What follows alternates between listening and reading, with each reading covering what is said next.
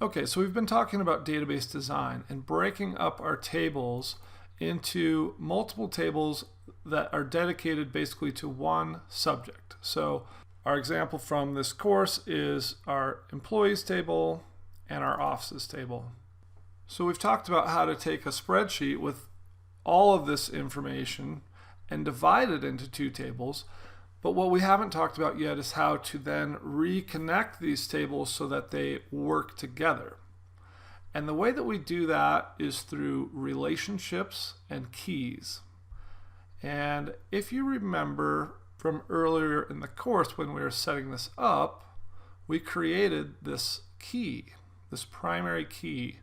And I'll go to our design view so I can show you. Remember, we had this little key over here, and it created an auto number so that each office has a unique office ID. And in this lecture, we're going to talk more about the primary keys and how to create those relationships between the tables. So the definition of a primary key is a column that uniquely identifies each record or row in a table. And the important thing to remember about a primary key is that it should be unique and meaningless. For example, you wouldn't want to use our employee's phone number as a primary key because phone numbers change from person to person. So one person might have a phone number for a year and then give it back to the phone company, and it would go to another person. So that phone number is no longer specifically unique to that person, or in our case, that employee. You could also, especially in the old days, you could have one home phone that was used by several people. So again, it's just not unique enough. The employee's name would also be a bad choice as a primary key because you could potentially have two people with the same name. So you can either use an auto number, which ensures that it will be unique, or if you already have a system in place, you could use a customer ID or an employee ID, or for instance, a student ID number at a university, as long as it's unique to each person and you have a numbering system that allows it to expand as your numbers of people expand. A couple of other poor choices for primary keys would be a social security number. The reason for this is it is unique, but the problem is it's not meaningless. It's actually a very significant number, and in fact it's something that should be kept secure and private. So to be using it as a identifier is not necessarily an appropriate use of it. Zip codes are another example. It might seem like a good idea to use them if you only have an office in each city, but if you were to add an office in that same zip code, then you start to run into problems with your numbering system, and you have to start getting creative with how you use your primary keys, and that's not what you want to do. So you set it up right from the beginning so you can avoid that. And then finally, email addresses would be a bad choice. Again, these change frequently, and because of that, your data will start to get messy. So as we said, by creating this primary key, we're creating a unique identifier, and we'll switch back to our datasheet view. And in this case, it's an auto number, so it's automatically giving each record a new unique number.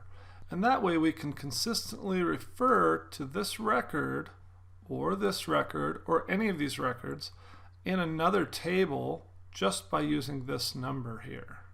So we go to our employees table and we have Stan Ford, and his office ID is office number 4. And if we go to our office table, then office number 4 has all of this information to go with it, Portland, Oregon, and a phone number. But how does this table know what that 4 means? Well, to be honest, right now it doesn't. So what we're going to do now is go create a relationship between these two tables.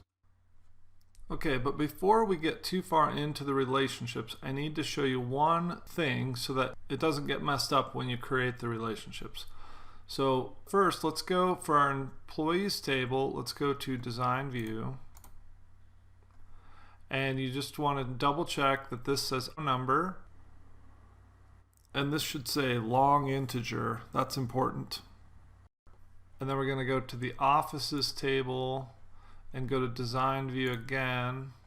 and we're going to make sure that that says number for the data type. And down here it says field size long integer. That should be fine. So we can create our relationship.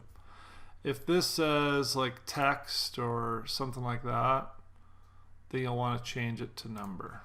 Okay? So what we're going to do now is go create a relationship between these two tables. And the way we do that is we go up here to our database tools, and we have a spot right here for relationships. We click on that, and it's going to bring up a pop-up, and it's going to ask us which tables we want to work with. Well, we only have the two tables right now, so we're going to go ahead and add both of those. And you can double click them and see they'll show up, or you can highlight it and click, and let me slide this out of the way, and click add, and there it is. Okay, so once we're done adding our tables into this window, we can close this pop-up. And now you can see a little schematic of our two tables. So here's our employees table, the employee ID, first name, last name, phone, office ID, and here's our offices. And you can even see that it identifies our little primary keys for each of these. And as we've said, our primary key is the unique identifier to identify each record in this table. And same with over here.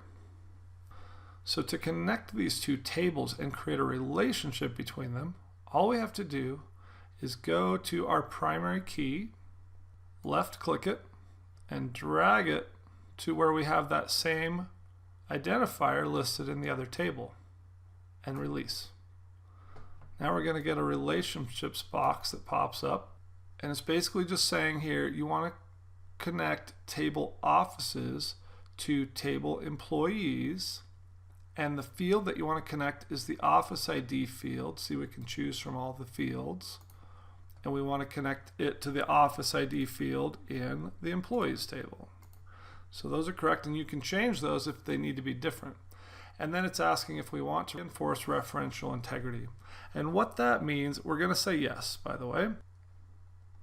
And what referential integrity means is that because we're linking these two fields in these tables, that this office ID number in the employees table must reference a valid field in the offices table.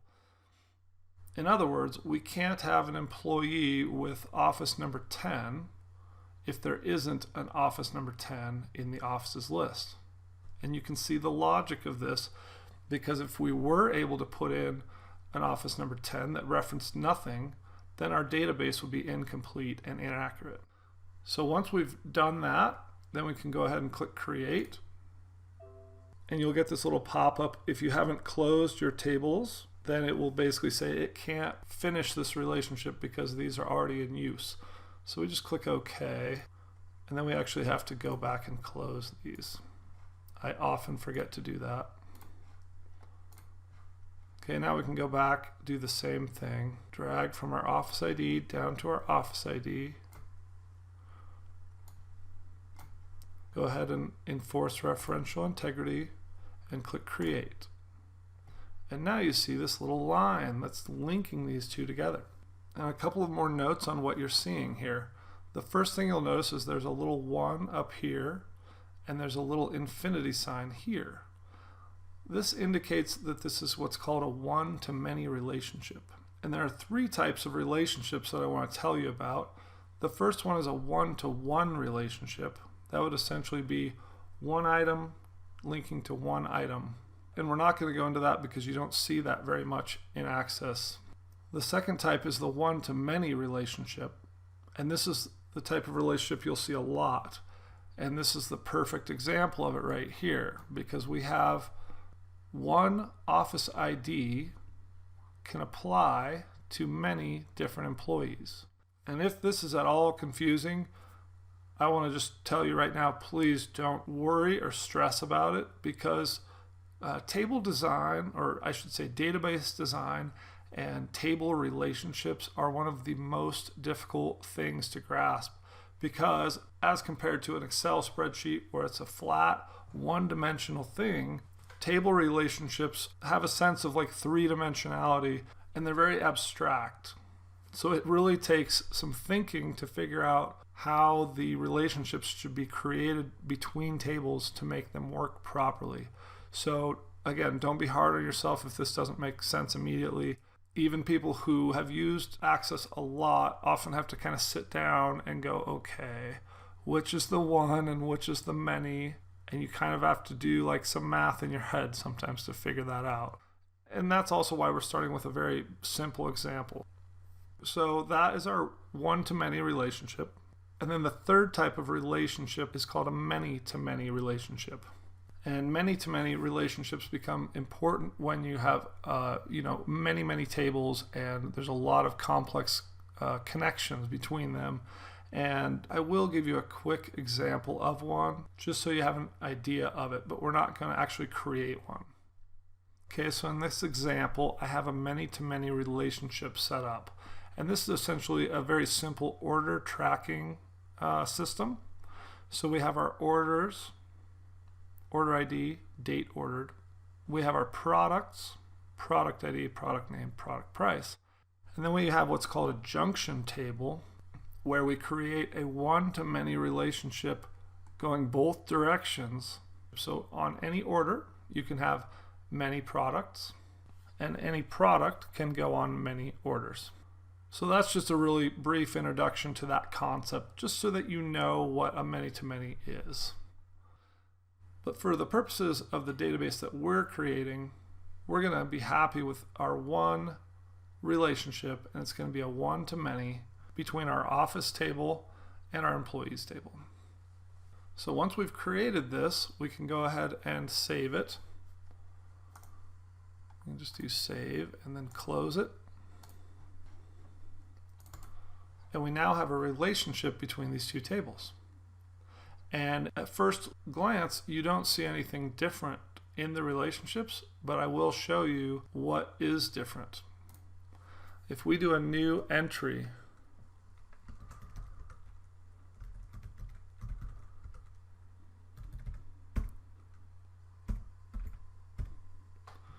and we get over here and it's time to select an office ID.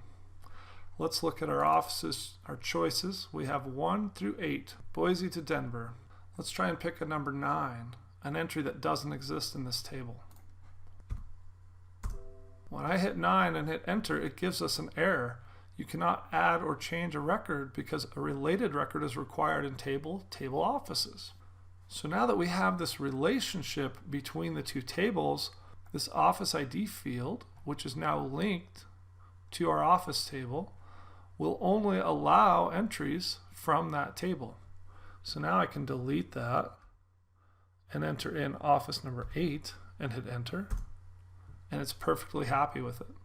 And as we start to create forms and queries and reports, you're going to really see the power of this for being able to access the data in that other table. Now there's one final definition that I'm going to share with you, which is just some terminology. This employee ID is, as we talked about before, called the primary key, right? And if we look in our design view, it's got the key next to it. That's our primary key, so it's our unique identifier. This office ID down in the bottom is what's called a foreign key. And a foreign key is a key that references a primary key in another table. So we know that that foreign key here, the office ID number, is referring to the primary key in this table. And we can look at it better by looking here. So here's our office ID primary key, and here's our office ID foreign key in the employees table. And one other thing you'll notice is that in those relationships, they have to be the same data type. So in our employees table, our office ID is a number, and in our offices table, the office ID is an auto number. Now that sounds different, but they're actually both a number data type. So because we've created this as an auto number, we've also referred to this as number. So that's an introduction to the concepts of primary keys and foreign keys, relationships, and remember we have 3 types of relationships: one-to-one, one-to-many, and many-to-many. And the one-to-many is the most common type of relationship. And when we get to forms and queries, I'm going to show you the magic of what that relationship can do.